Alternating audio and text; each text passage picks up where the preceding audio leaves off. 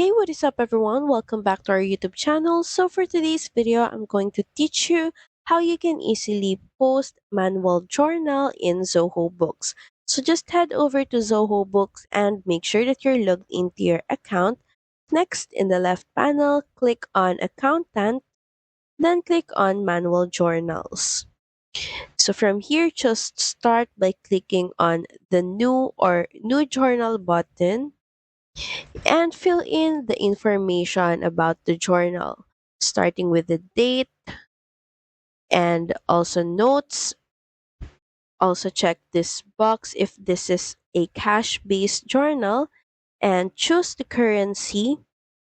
And from here, just fill in all the necessary details as starting with account. Just select a specific account, also description, and select contact or customer. Also choose transaction type and add in tax if applicable. You can also add debits and credits. Then once done, just head over and click on save and publish. So that's pretty much it. Thank you very much for watching this video. I hope that you find this video helpful. And if you do, please don't forget to like, share, and subscribe to the channel. And I will see you again on the next one. Bye!